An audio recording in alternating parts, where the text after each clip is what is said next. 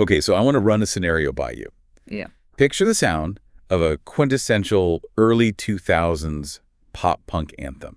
You know Yeah. exactly the vibe I'm talking about. Oh, absolutely. Like that driving, high-octane energy.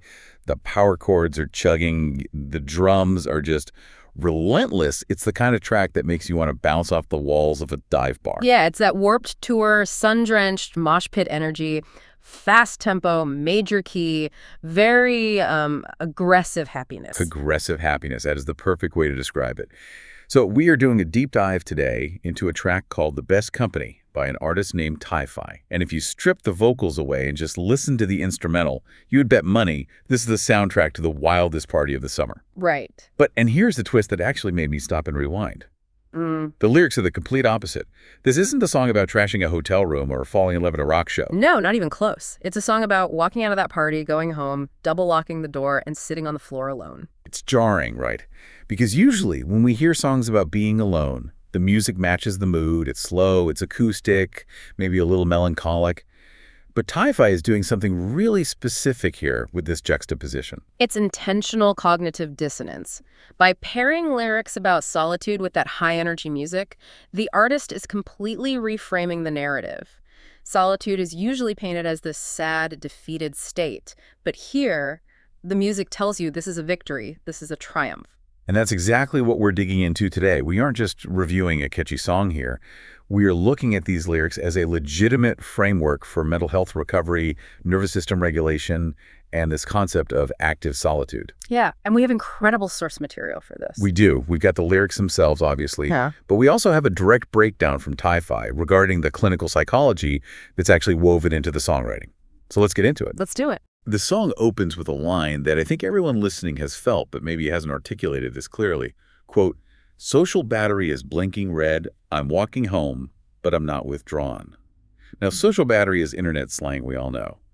But blinking red is visceral. It really is. It's that panic moment when you're at 1% and you know the phone is about to die mid-call. Like the high fives are done, the party is over for you. It's a crisis signal, for sure.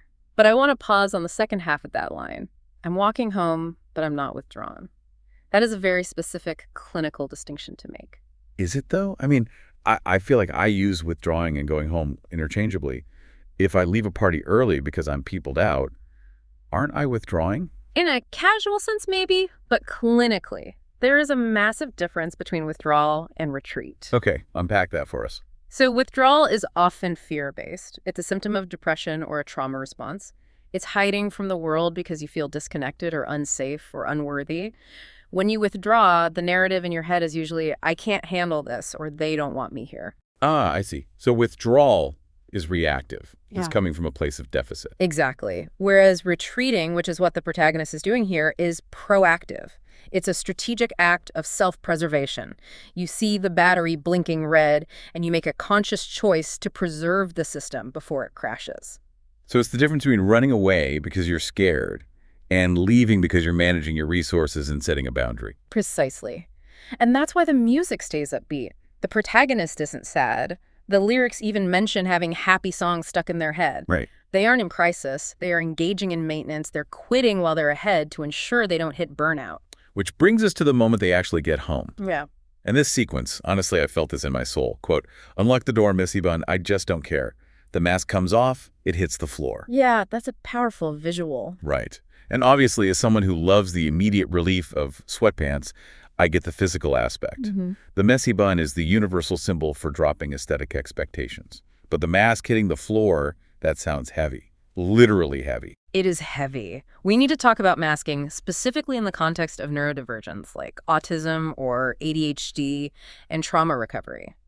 Masking isn't just being polite. It is a continuous, high-effort performance of being okay or appearing neurotypical. Give me an example of what that performance looks like internally. Because I think people assume it just means faking a smile. Oh, it's way more taxing than that. It's manually processing things that should be automatic. It's forcing eye contact when it feels physically uncomfortable. It's constantly modulating your tone of voice to make sure you don't sound too intense or too flat. No.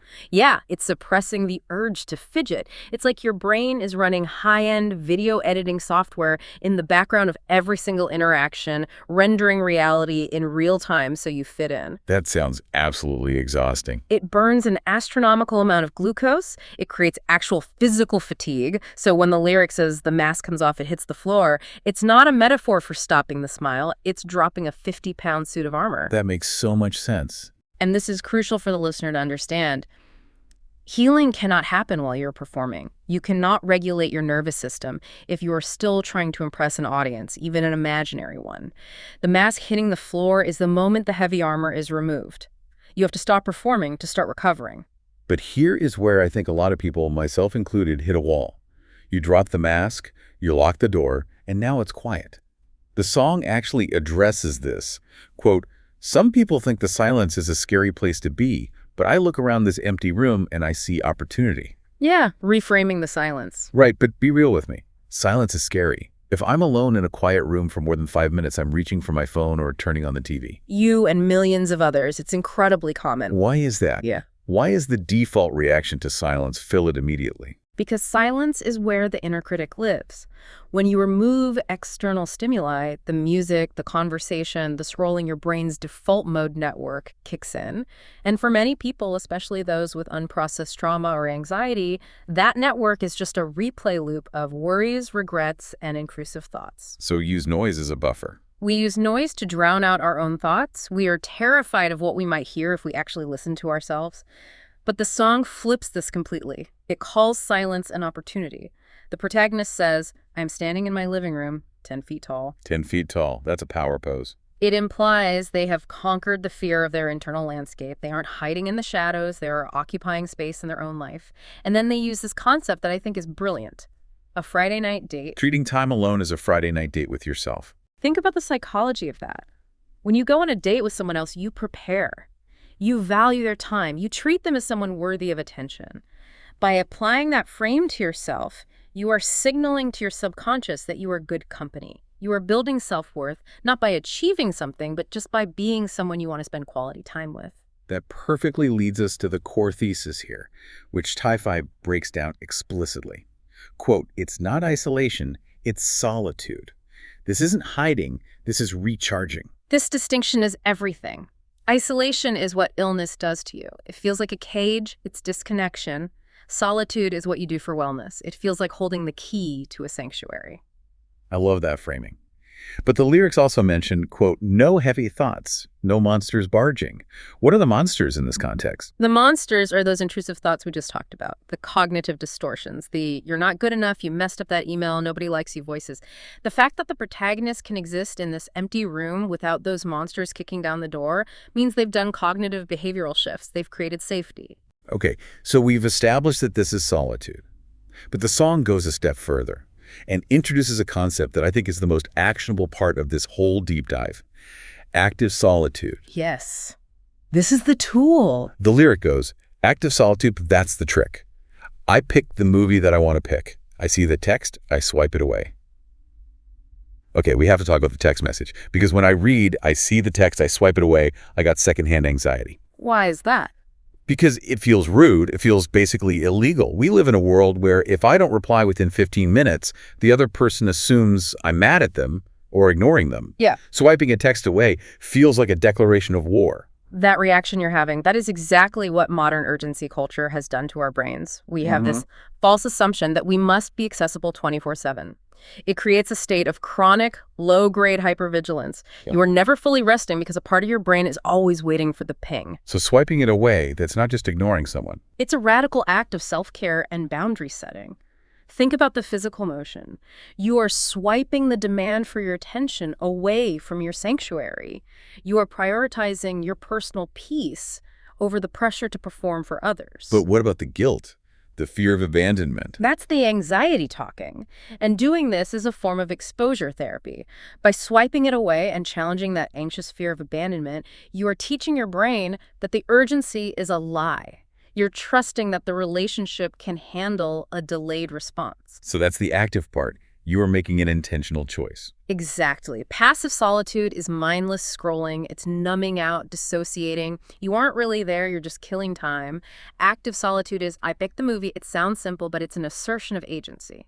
I am choosing to do this thing for my own joy. And speaking of doing things for joy, we have to talk about the bad art section. The lyric is, I'm painting bad art, I'm singing off key, there's no one here to judge or see. I love this part so much. But why bad art? Why not, I'm painting a masterpiece? Because mental health struggles are so often tied to crippling perfectionism. The fear of doing things poorly often stops people from engaging in joy entirely. If you are trying to be good at your hobby, you are back to performing. You're back to masking. So doing it badly is the cure. Yes, engaging in play. Doing things explicitly badly, singing off-key, painting terrible art retrains the brain. It signals to your nervous system that you are safe. There's no internal judge. It separates your value from your output. The silence becomes a space for genuine happiness. That moves us right into the bridge of the song. And musically, everything shifts here. The driving punk beat drops out, it gets a little more atmospheric, and the lyrics get incredibly clinical for a pop song. Quote, my nervous system settles down, the static starts to clear. I'm my own regulator, I'm not waiting for a rescue. This is the physiological payoff of everything we've just discussed. When we are stressed, overstimulated, or masking, we are in a sympathetic nervous system state. Fight, flight, or freeze. The song describes this as static. I know that feeling is like a buzzing in your chest. It's high-frequency noise, shallow breathing, tight shoulders, you're vibrating. The goal of active solitude is to move into the parasympathetic state, rest and digest. The static clearing is that moment your shoulders drop, your breath slows down. And the line, I'm my own regulator, that feels incredibly rebellious. It is. Look, co-regulation, calming down because a friend gives you a hug or talks you through it, is healthy and wonderful. We need that. But for people with trauma, we often depend solely on others to fix us. We wait for a rescue. I'm not waiting for a rescue. That's the Declaration of Independence. It's saying, I possess the tools to soothe my own body. The magic is that the protagonist is no longer waiting for a savior or a sign. They are safe with themselves. There was one last lyrical section we have to touch on, because I think if you're prone to anxiety, this whole turning off the phone thing creates a specific fear. The song addresses it. Quote, I know my friends will love me. I know they still exist. I'm just checking off my list, and number one is always rest. This is addressing anxious attachment and emotional object permanence. You mentioned this in the notes. I know object permanence with babies, like if I hide the toy, the baby thinks it's gone. How does that apply to adult friendships? Well, for people with anxious attachment, if they aren't actively maintaining relationships or being validated by their friends constantly, they feel like the connection will disappear. If I don't text them back, they will forget I exist. So this lyric is a grounding reminder. Exactly. I know they still exist. It's reminding the anxious brain that love isn't dependent on constant digital presence. The friends are still there even when you can't see them. And putting rest at number one on the list. That feels bold in today's world. It flips the script on hustle culture. We are taught that rest is a reward you get after you burn out. This song posits that rest is the prerequisite for functioning. It's the foundation. I noticed in the track, right at this moment, the vocal delivery changes. Ti-Fi goes from this conversational, almost spoken word delivery in the verses to this full-throated, open belt in the final chorus. That sonic shift completely mirrors the psychological shift. Yeah. It goes from the exhaustion of the verse to the liberation of the chorus. It's the sound of someone finally letting go of the tension. So if we look at the whole arc of this deep dive, we started with the blinking red battery, the need to retreat, reframing the scary silence. And we moved through active solitude to become, as the outro says, the VIP of your own sanctuary. It's a full transformation. Yeah. And the concept here is that you take yourself with you wherever you go. Right. You can be in the most beautiful, relaxing place on earth, but if your mind is a war zone, no place is safe. Conversely, if you do the work, the boundaries, the regulation, the act of solitude, you become your own sanctuary. Because you are safe with you. Because you've become the best company. I absolutely love that. And it definitely changes how I'm going to look at my next Friday night alone. It's not, oh, I have no plans. It's a date. Exactly. A highly intentional date. So here is a provocative thought for you listening right now. We talked a lot about active solitude today. Picking the movie, painting the bad art, swiping the text. I want you to really ask yourself, what would active solitude actually look like for you? Yeah, without the pressure of performance. Right. If you had a Friday night date with yourself, deeply engaging in something you love, without any expectation of perfection, what would you actually do? And remember, the first step to finding out might just be swiping that notification away. It's a scary swipe, but a necessary one. Thanks for diving in with us. Take care, everyone.